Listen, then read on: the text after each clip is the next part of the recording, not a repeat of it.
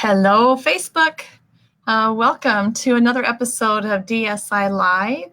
It's Tuesday night at Dental Speaker Institute, and tonight we're going to be discussing the third of three parts of the So You Think You Want to Speak in Dentistry series.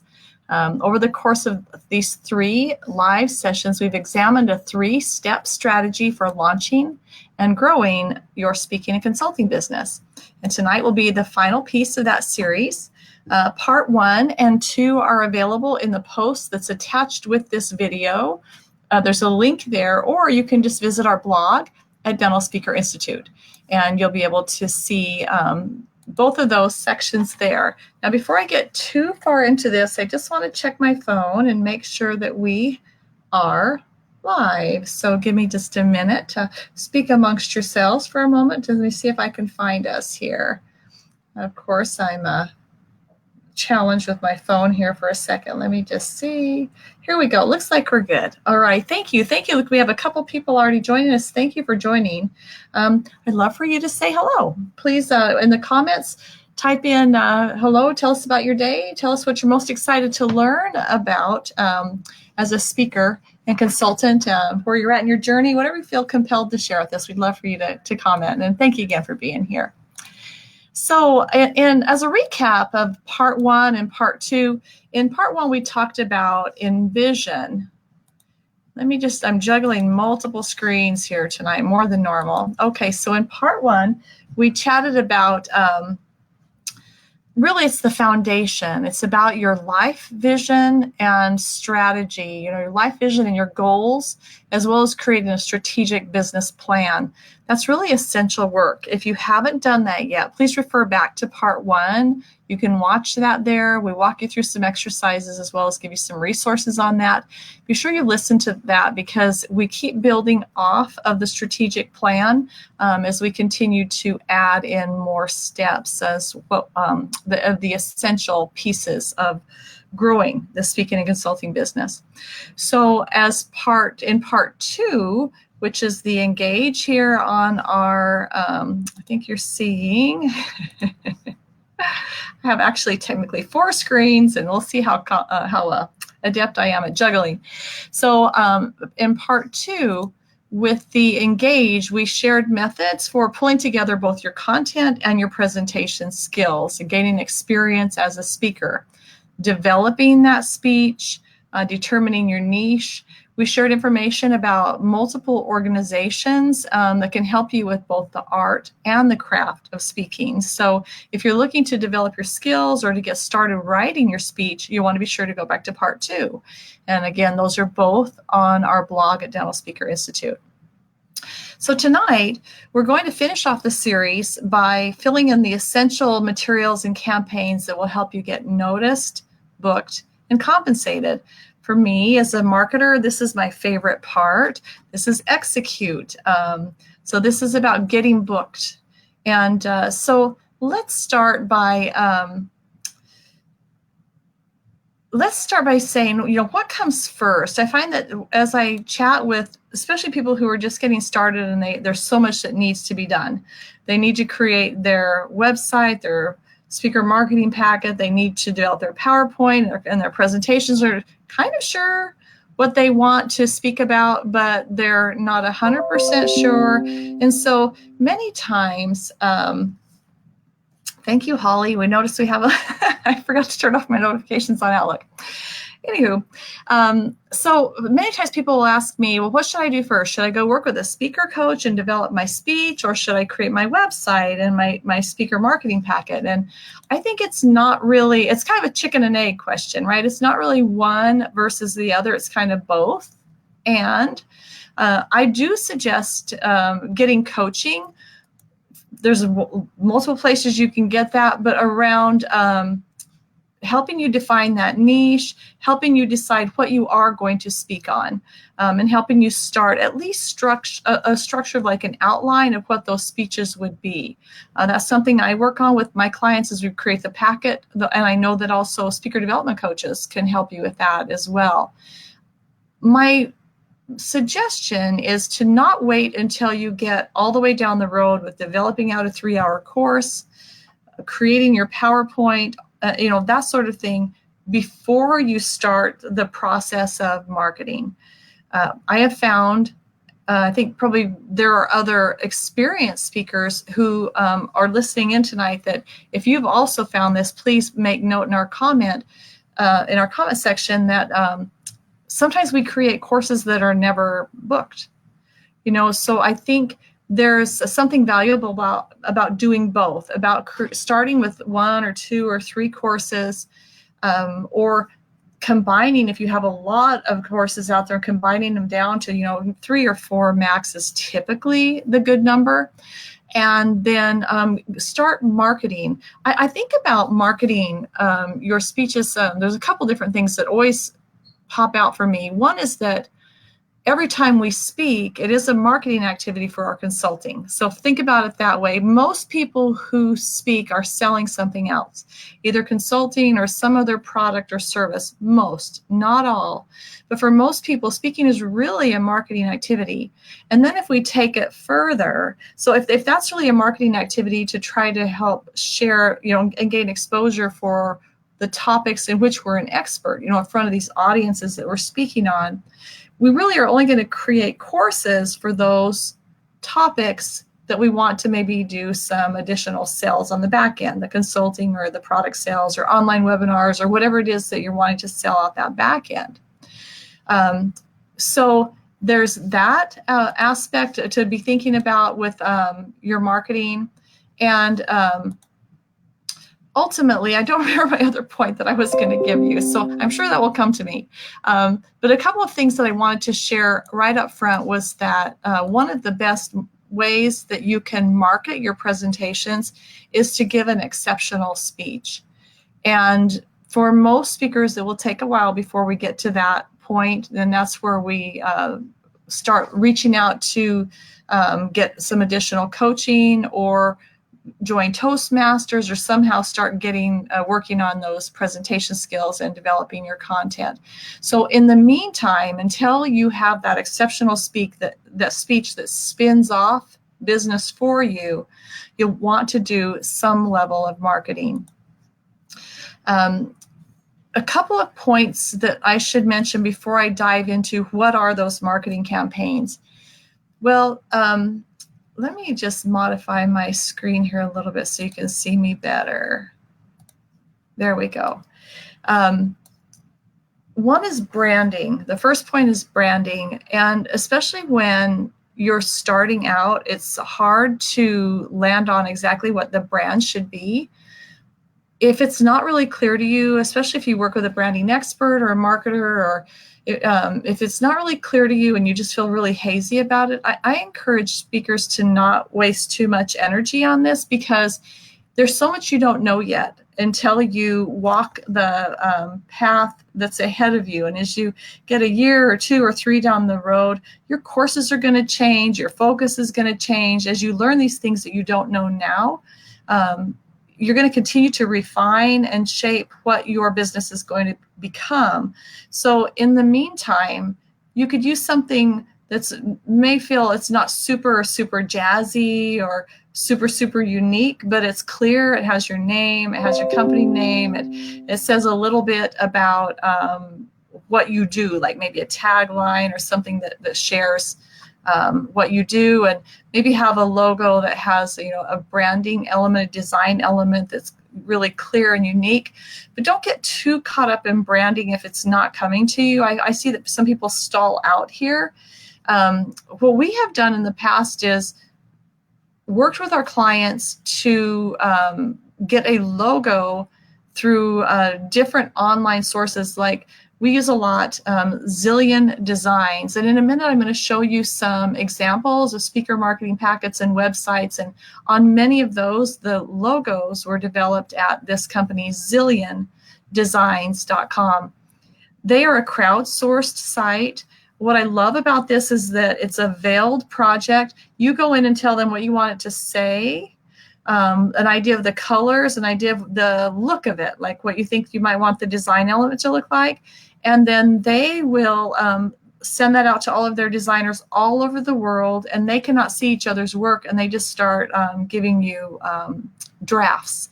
And then you can choose which of those you find to be the closest and start working with those different designers one-on-one to refine that draft. And by the time you're done, you end up with a logo. It's about $300 US for that project. I have done that with clients. We've walked through those steps a couple dozen times. I find that most of the time it's a really exceptional result. Some of my clients have found success with Fiverr. I find it a little more challenging. You have to be able to be really clear about what you want your logo to look like. Fiverr is definitely lower cost. You can get a logo for well under $100, but it doesn't always end up being what you wanted it to be. And in that case, you end up finding a designer and working specifically with that designer. What I love about the other option with Zillion Designs is you could have 500-600 drafts by the time you're done over the course of a week. I mean, a lot of logos to look at. And there's always at least a handful that are really great options. So on branding, those are a couple of ideas that could help you get started. When we start the logo project with Zillion Designs, we are clear about what it should say and what the colors are and what the general vibe of it should be. And that should be enough to help you get started with your other materials as well. So another two things I'd like to share with you before we dive into the specifics are that there's a basic formula that I've been sharing for years, so I apologize if you've heard this before, but it's effective and really important. And this is the formula for how do you fill out a course description, or how do you create a web page, or how do you write an article, or even when you when you do a video. I didn't do this tonight. If I look back, if I think back in my mind, what would have been better is if I had started with the pain, problem, or challenge. The first thing is always start with what is the problem that would ultimately keep your, if you're writing a course description, it's what would keep the attendee up at night.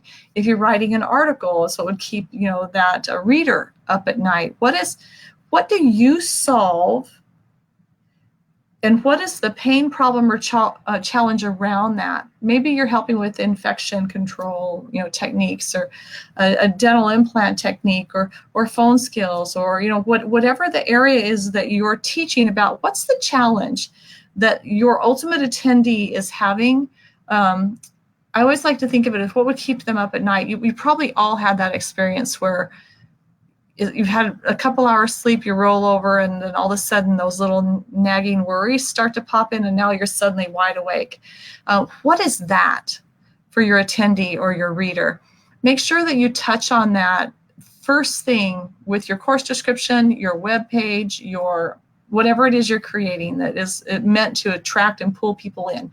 The key to that is that we make it about them first thing when we write with that in mind. So the first thing is, what's the pain, problem, or challenge? The second thing is, how do you resolve it? So we've identified what keeps them up at night. And number two is, well, how do we solve that problem? So we solve that with this course. We solve that with the information in this article. So you're going to bridge over, and I'm going to show you some examples in a few minutes of that, where you identify the problem, show how you resolve it, and then the third thing. This is, if we were going, I just thought of this. If we were going to tie this to an analogy, a food analogy, which I really love, our pain, problem, challenge would be our appetizer. It's what kind of pulls them into the meal. The resolution, number two, would really be the bulk. That's the meal itself. That's the meat and potatoes and the salad and the whole, this is the whole, what we're going to eat. That resolution. The third thing is differentiation. And by differentiation, I mean, what is it about you as a speaker? What is it about your presentation? What is it that's different? What is it that is unique? What of that is really going to grab their attention? And that would be your seasoning. That's your salt and pepper. So we don't start with Dr. Smith went to such and such university and he's accredited with this and that. And I mean, those are important things, but those go in the bio. That's a blah, blah, blah, blah, blah to our readers. They don't care. What they want to know is what's in it for them.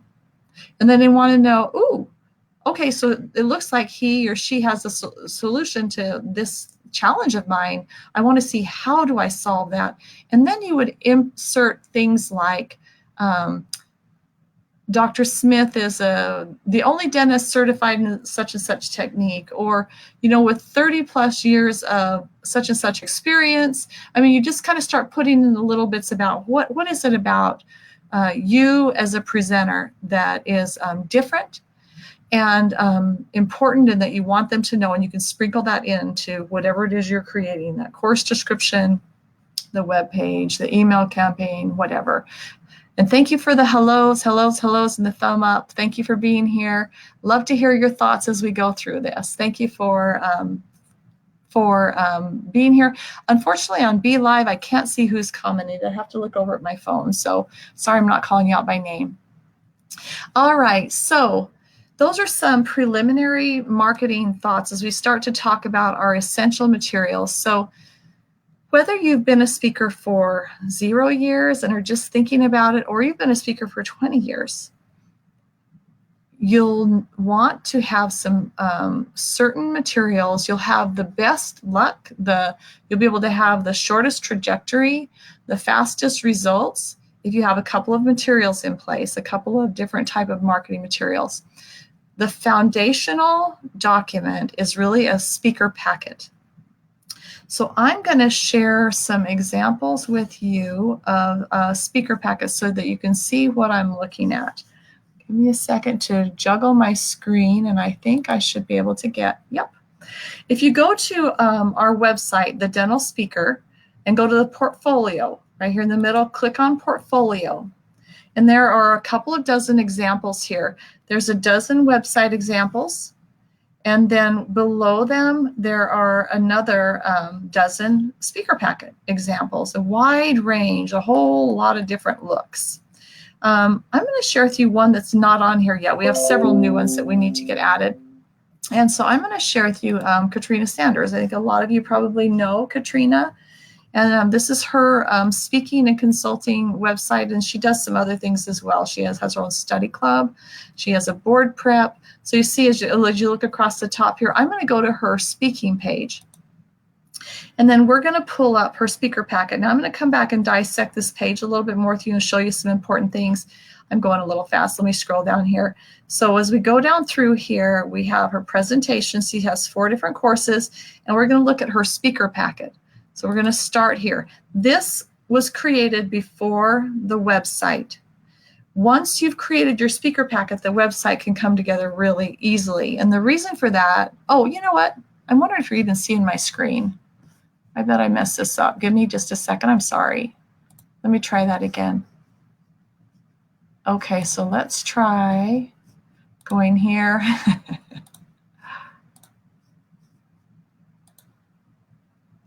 And for some reason, it's not showing. I'm going to need to try that again. Let me take it away. It looks like it wants to be dark. Okay, so what I'll do is we'll share a different screen.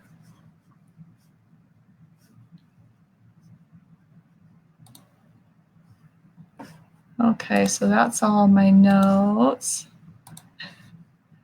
And we'll show this one. Okay, so for right now, you see my Be Live. Let me instead get up here. I suppose we're not surprised that Vanessa has kittens on her background. There we go. Look at Katrina up here. I'm glad I saw that before I went too far. Okay, so what I was showing you was here's Katrina's website. And as we scroll down through here, we can roll down in and we're going to see that she has multiple courses. And just beneath her courses, we can view speaker packets. So this is katrinasanders.com if you want to come and take a look when we're done. So when we pop open her speaker packet, this document was created before her speaker packet. So here's her cover. This next page is called her summary. The idea behind the summary is that this page could stand alone. You could just send this page to the meeting planner and they would have at least the courses. The bio could technically be added to the back. It could be printed front and back. I call it a summary. I like it to always be the page 2. You notice that we don't know that much about Katrina yet. We know it is Katrina because we can see her picture, but we're really talking more about like the challenge overall that she resolves. We talk a little bit in here about her and how her differentiation. And then the real thing that we're getting a lot of attention here are her courses.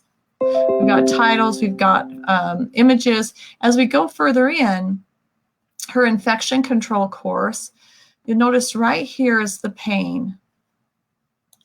In more practices than we care to admit, sterilization procedures are not always aligned with current recommendations. There have been many cases where there's still trouble. So here's our problem, and then we roll over into how she solves it with this course. We also need to have learning objectives that are measurable.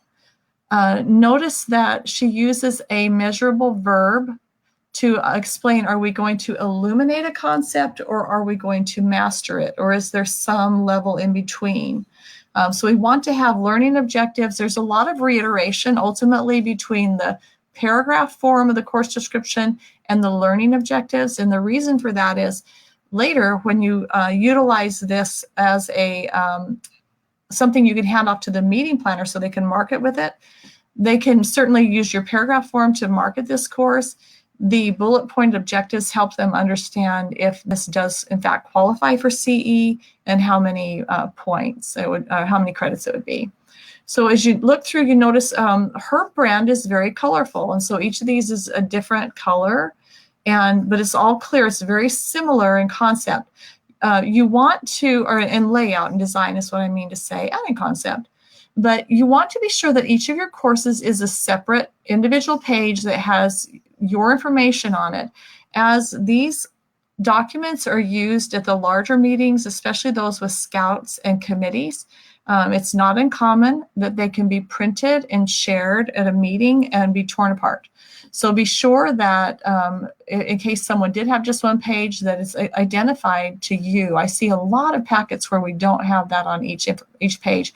Or I also see multiple packets where it will roll from one page to the next. It's like they're trying to conserve space. But the best format is really to have one page really nicely designed and also a photo that speaks to the topic. Okay, so anesthesia, infection control. So I think Katrina's is a good example of a lot of things, a good example of her brand, a good example of the course description layout, just multiple things that we are chatting about here. And then lastly, we have the bio. This is something that we've been doing a lot of, is putting a picture in the background and then the opaque box with the bio on it. It's kind of a contemporary look. Not everybody has photos that are usable that way. It might be more of a headshot, but if you do, or if you wanted to have a photo session, that would be a great idea before you start your marketing. And then, to create something that has maybe some testimonials, a list of where you've spoken. Until you have those presentations, and I would say, I know she has more than this, we need to get those on there, but until you have, at least 4 or 5, I would leave them off. And then another thing was we said partial listing of presentations. And that implies that there are more. And in fact, there are more here to use. By doing it that way, you don't have to constantly be updating your speaker packet. Makes it a little easier. Ultimately, those can be changed at the website. So let's come back to the website. So again, because you didn't see this, let me flip back here, the home page. And then I was pointing out we have a couple different menu items here. We chose speaking. The speaking is a priority for Katrina, so it's right up front. And then we see a picture of her speaking. We learn a little bit about her. Again, this is information that we just saw on the speaker packet. So the speaker packet was created first, and then this page can largely create itself. You'll notice some similarities now as you look here with our different images for the presentations. If you were to click underneath here on the Learn More, it's going to open up an individual speaker packet page, just that one course description. you might want to spend, if you're considering creating materials at this time, be sure you spend some time looking through the examples that are on my site. Katrina has some demo video, so if you do have video, be sure you get that added. You want to have a call to action, that sort of thing. That's probably enough with that site. But when you come back to our the Dental Speaker portfolio, you'll want to come down in here and take a look at these different examples. Now, when I suggest looking at examples, I don't, of course, mean copying. I just mean more of it's an opportunity for you to look at what others are doing and get the creative ideas flowing for you, and think about, gosh, I kind of like the 3-column layout versus a no column, or that sort of thing, and get yourself some ideas on how you want to get started. Ultimately, and then I'm going to bring you back here to me, I think. Okay, awesome. Ultimately, what you're going to want to do is get a website created where you can have other pages for your consulting, your bio, a blog, a resources page, and maybe a calendar. If you've been speaking for a while, have a calendar where meeting planners can come and look to see where you've been, where you're going to be. The calendar is 2 purposes. Ultimately, it's really both where you have been, so we know the size of the meetings, and it helps meeting planners know, could John handle 200 people? Does it look like he's been at those larger meetings before? But also it helps them understand where you're going to be, so that if you are going to be at a meeting where they're going to be to scout, they can scout you without having to call you and find that out. I would suggest that it's not likely that they would call you. It's more likely that they would look at your website, and if they don't find that information, you're probably going to get missed. That's my assumption. All right, so website. So we have create the speaker packet. So you want to write and design your packet. You want to get your website created, and then you have some pretty passive marketing ready to go. It's sitting in your computer, it's sitting on your website, but you have to drive traffic there. So one of the main ways to do that is email campaigning. I really like email because it's very low cost and it's easy. I recommend Constant Contact. That's what we use with almost all of our clients, unless they already have their own email system set up somewhere else with a lot of contacts and they just want to add that to it. But I really like Constant Contact because it's very flexible. It's really industry standard. We do have a list of meeting planners, and certainly you can look up and create your own, especially as you start working with meeting planners. That's the best way to create your list, is as you start reaching out to organizations. I know the ADA does have a list on its site where you can go see all the state, local, and national. You just have to go one at a time to get that information. So it's certainly available online, and you can create your own study club list even by looking at study clubs online. You would need, if you're going to start an email campaign, you'd have to have an email list of some sort. And the idea with the email campaign would be that once you create your, and I'm going to show you one more example. Once you create your speaker packet and your website, then your email blast is the next thing that you want to create. Now I'm going to show you a different example. I'm just trying to get it here. Pull you down again. Okay. All right, so I've got this over our background. Let me pop that open. This is Dr. Hazel Glasper. And now I could just show you real quick to her website, so you get a feel for it. So here we've got her colors, her logo. We know what she looks like now. We go to her speaking page. We see her speaking. We understand that what she's talking about. She's talking about comprehensive dentistry, health function, and aesthetics. That happens to be the title of her presentation. As you get in here, she has 1 course compared to 4. And so this is the course description here, actually. We can see her speaking where she won a speaking competition. We can view her speaker packet here. So you see how it's similar but different than Katrina's. Here we can see another video of her speaking. And so if we were to click open her speaker packet, which I've actually done and have it here, here's her cover page. And then because she has one course, we don't have a summary. We go right into her course description. Now, Hazel's brand is larger than life. I mean, her personality is just so warm and wonderful. And when she walks in the room, her presence just is so evident. She's just beloved by our colleagues and someone that just glows. And you can see that in her photos. And for those of you who know, say "Yay Hazel" in our our comments, because she's pretty awesome. And so her brand needs to be bigger. It's true to who she be. And so this is an 8.5 by 11 document that we're looking on the screen. Over here on the left is our pain point in gold. 95% of patients suffer from common illnesses that could be diagnosed, treated, or simply avoided by receiving comprehensive treatment. So that lays out right away. We're not talking about, phone skills or dental implants. We kind of get an idea what we're talking about. And then here in the course description, we're going to lay right on into how does she resolve that. Her next page are the learning objectives, again, written in a way that is measurable. And her last 2 pages are her bio. So I want you to get a feel for this before we look at the email campaign. So now you can see her colors. You see the use of images. She's got a very, in fact, Hazel, I'm going to shout out, I'm pretty sure Hazel was just in O Magazine or is going to be in O Magazine, which is a big deal. And she's had a lot of media coverage. And so we wanted to show that in the packet. I think that's part of the differentiation. And you certainly can see the joy in that photo. I love it. And so we've got some testimonials here. So that's a whole different packet. Again, professionally designed, again, with a professional photo shoot that helps to start with. Now, let me show you her email blast. So meeting planners receive this email campaign every other month. So the days of dentistry as a disparate entity are over.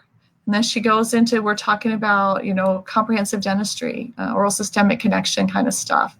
And so she just leads on into that with her course description, just a little bit, a little teaser. And then we can view, if we click here, we can view the course description. It'll pop up. Here's our pain statement, a little bit about the speaker. And that comes from her bio. We highlight that she has won a speaking competition. That's another point of differentiation. And then we also have the demo video available for the meeting planner to see. Her branding here, and then a call to action. So simple, I think classy, elegant. It fits her brand. You see a lot of the same colors and a lot of the same images, and that's the idea. The idea for the meeting planner with the branding then is that it's all synonymous, so that when they end up with this packet or they end up at this site, they know they're in the right place. Okay. All right, so we've talked about speaker packet first, website second. Email campaign is a really easy way to a place to go next, because it's you create it once, you can reuse the same email over and over, the same email blast. You just maybe use a different subject line. The reality is that about 15 to 20% of your emails will be open, and a handful will click. Maybe anywhere from 2 to 5 or 6 people will actually click on Hazel's link to go look at her course description or go to her website. That's very average. We do have some people who receive more than that. I've seen as many as 12, 13 clicks from an email campaign. But the reason that that's good is because the next step for you, the speaker, is to then go into your dashboard and see which meeting planners clicked. So if you have 1,000 meeting planners in your email list, and let's say 5 of them clicked through to learn more about something in your packet, now you've got 5 meeting planners to go out to their site, learn about them, learn about their organization, see if you think it might be a fit, and then those are the people that you'll call. So it's not really a cold lead as much as more of a warm lead, because we know they've already expressed interest in what you're marketing because they took an action. And then at that point, you want to reach out with a phone call, but not until after you've been to their website, learned about them, learned about their meetings. For instance, if they're about to have a meeting in the next month or two, I would not call. Give them at least a month till after their meeting. Use some common sense around when's the right time to call or not. And then there is a very brief script that I would suggest you do something like this. And I won't go too deep in this. I don't want to get off in the weeds, but if you have questions on this part of it, I'd be happy to answer your questions. We can schedule time to talk about that. But ultimately, you'll want to say, hi, Susan. My name is Vanessa Emerson. I'm a dental speaker. I share a presentation around helping dental professionals who are interested in becoming speakers and consultants know how to do that. I just gave the presentation at Connecticut State Dental Association's meeting last month, and I'm scheduled to give it at Chicago Midwinter next February. I would love to see if there's an opportunity for us to bring that to your state meeting. Something along those lines, something super quick where the meeting planner can decide, do I have time for this call right now? Is she going to take 30 minutes? I don't want to get caught in, a sales call. And then you would ask, is this a good time to chat about that? That's the way to get it started. And then just be, common sense, polite, courteous, mindful of their time. We're really just wanting to see if there's a fit. There may not be a fit, and that's okay. And then you go on to the next. If you kiss enough frogs, you get your prince, right? So if you call enough times, not that meeting planners are frogs, maybe that's not the best analogy, but ultimately, if you make enough phone calls, you will find, as long as you have a topic that makes sense in dentistry, you will find someone who's interested. If you are a speaker who's had experience with this and want to share something in the comments, I would love for you to make a comment there. And I see we've got a comment about Hazel is amazing. I totally agree. Okay, so that's the email campaign, and that's really the basic level marketing campaign. That's the majority of what I want to share with you tonight. There's a couple other things I'd like to share. So thank you for hanging in with me tonight, guys. In addition to email, you may want to consider print. Now, for most people, print it's just pricey. I know no matter how you slice it, it's pricey. So I wanted to show you a couple of examples of postcards that I've been using, not for my own speaking, but for our Dental Speakers Bureau. We've created a couple, like this is a smaller one, and it says top 10 things to do when booking speakers. Call us. We'll handle the other 9. And then on the back, it has a little something about, which side am I on? About Dental Speakers Bureau, and it gives our contact information. I just label those and send those out quarterly. Sometimes they're bigger. They're always different. This one says, probability you'll be the one scrambling to find a speaker for your meetings this year, 78%. Probability you will wish you hadn't chucked this postcard in the garbage, 100%. So same back, there's a little bit different look. We definitely get interest at the Bureau from our mailers. That's kind of a pendulum that has swung over the years. It used to be that emailing was getting all the action, and people were just chucking all the stuff they received in the mail. And pretty much everybody's moved over, a large number of people have moved over to email. So now it's almost the opposite, that there are a ton of emails that go out to meeting planners every day, but very few people are mailing. The challenge for you, especially as a speaker who's beginning and resources are limited, is to find a way to do the mailing in a way that doesn't cost you an arm and a leg. So rather than having something where it's professionally designed and printed and then all the postage with that, you might even just do a merge of strategies. Maybe you do your email blast, you make a phone call, and then you put a thank you postcard in the mail. Or maybe you send a postcard to like 10 meeting planners, and then you call those 10 planners, and then you wait, and like next week or the couple weeks you send 10 more. I mean, there's certainly ways you don't have to just send all 1,000 out at once, for instance, to be able to be seen. So those are some ideas on a basic level marketing campaign for speakers. Two other thoughts around like next level marketing would be working with a directory or a bureau. Dental Speaker Institute, as an organization that educates speakers, does have what I'd call a directory. We have our member listing. And on that member listing, people can put in on their speaker packet, they can have a demo video, they can have information about their courses. So it's a place that meeting planners will naturally be coming, and provides a directory.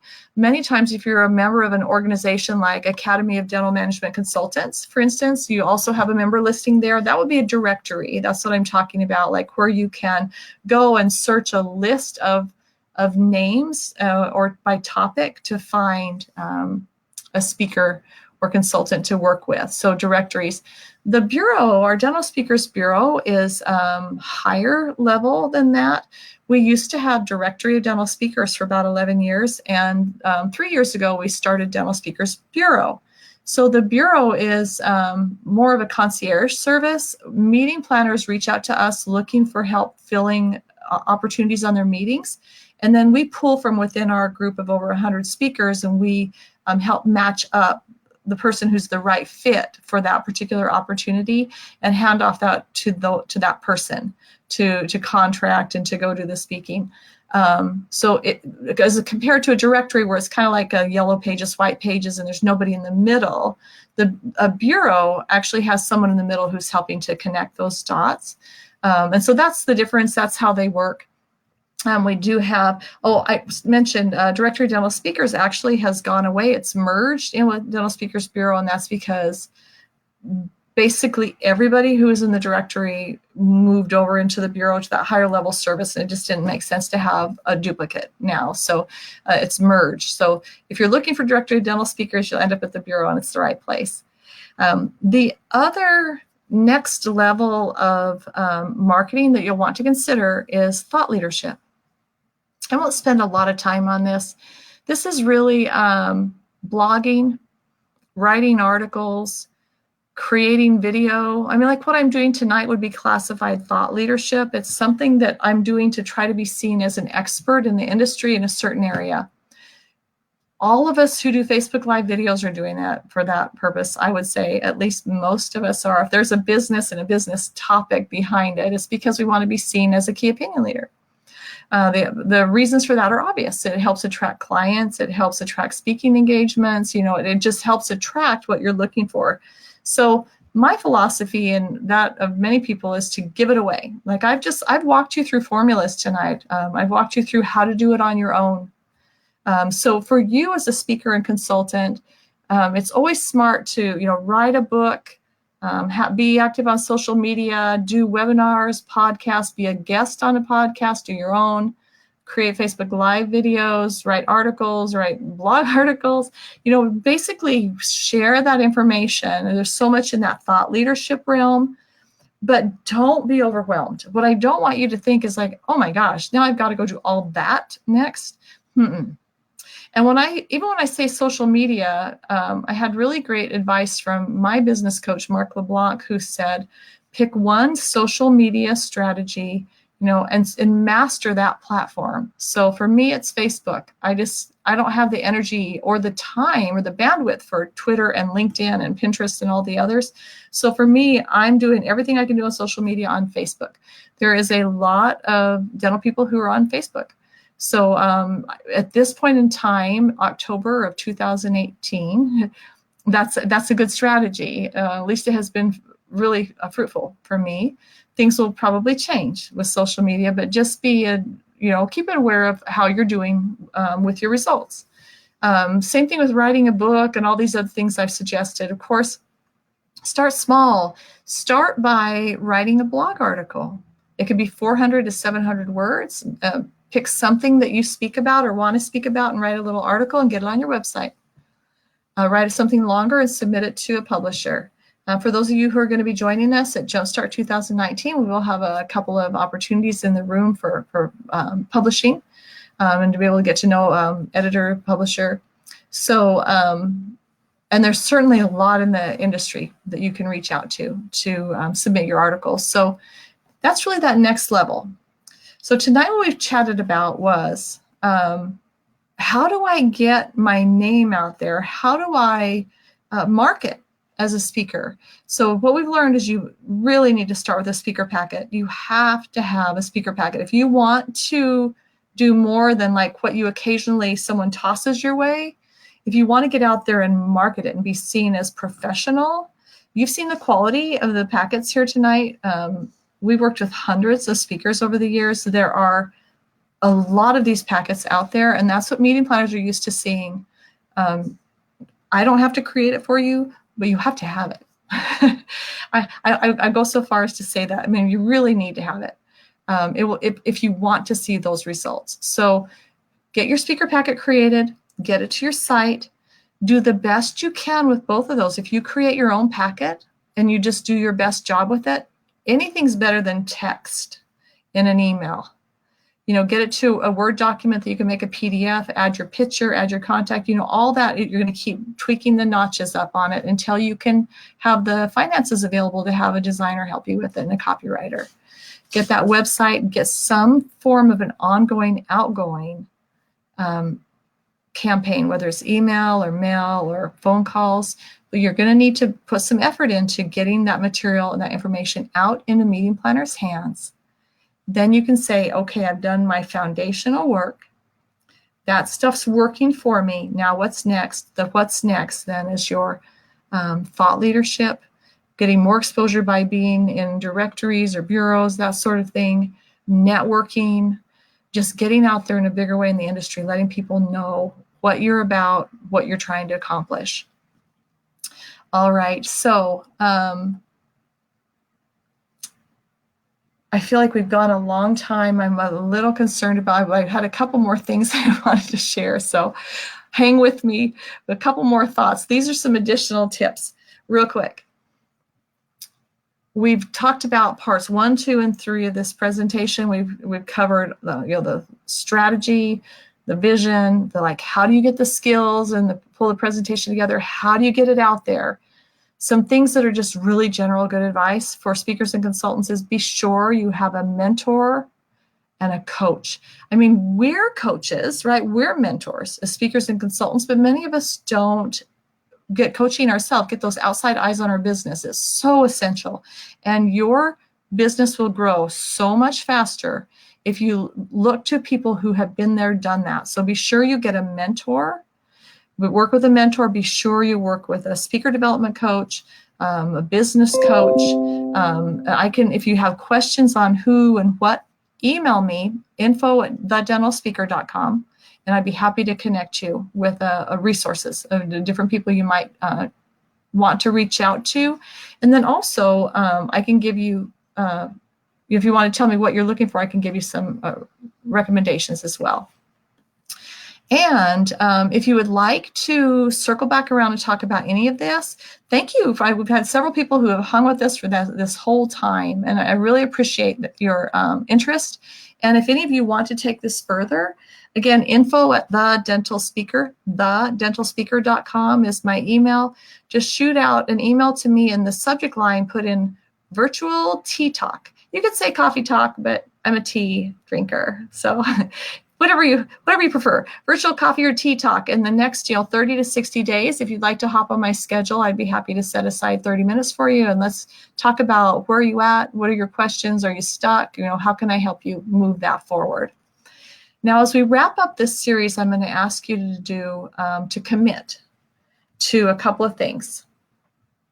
As you look back at that strategic plan, and I kind of went past that real quick tonight, and these things that we've chatted about, be sure you take back to your strategic plan and decide, what are you going to work on next? Where are you at? What do you need? Is it a speaker packet? Is it the email campaign? Is it the blogging?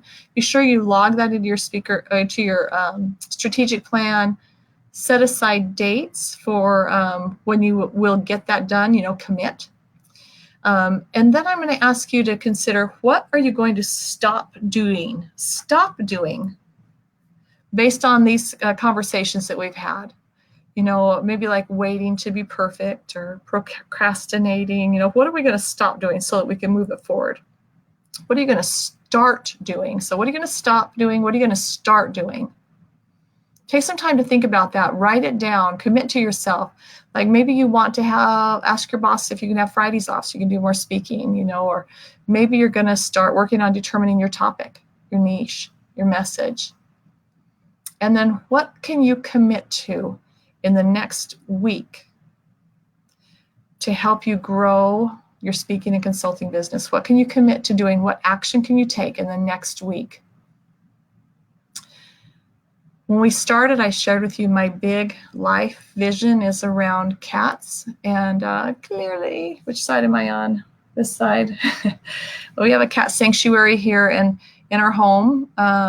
And my big life vision, the reason I do what I do, and I'm so compelled, besides I love dentistry and I love speaking and consulting, but what really pushes me to grow my business is that I want to be able to be part of a much bigger project here in the Phoenix area to help community cats. I'd love to do something like what they've done in Lanai. If you look up Lanai Cat Sanctuary online, they have a ton of videos. Or in Fresno, Cat House on the Kings is another outdoor, indoor cat sanctuary where they help over 1,000 cats at each of those. That's my vision for my life. I want to leave you with the thought, what for you is cats for me? What is it for you that really fuels your fire, that feeds that internal fire that's going to help you propel your speaking and consulting business forward? Be sure you're clear about that. It's going to help you ride that roller coaster that is life and business. So my friends, thank you so much for tuning in tonight. I want to remind you about Jumpstart 2019. We have a Knock Your Socks Off program. If you'll visit jumpstart2019.com, you'll be able to see we have 17 presenters, 3 days, chock full of speaker development education. If you're on the fence and you've been waiting, you're going to want to act soon. Tomorrow, October 31st, Halloween is the last day of the early bird. You can save $300 off the $2,100, so it makes it $1,800 through tomorrow, and then that's going away. So if you've been considering coming to Phoenix January 3rd through 5th to work on your speaking business, we're going to jumpstart in 2019, first weekend of the year. You're going to walk out with that really refined strategic plan. You're going to have your marching orders. You're going to have so many new ideas and new understandings and clarity around where you want to go. We're working with, I believe, the best speaker development coaches in the business. It's definitely a do not miss opportunity. If you have questions, email me, info@thedentalspeaker.com. Visit jumpstart2019.com to register. That code is early bird, all capital, early bird, one word, and it says it there online. I hope to see you there. Thanks again for tuning in tonight. If you have any questions, info@thedentalspeaker.com. And until next time, be well. Bye-bye.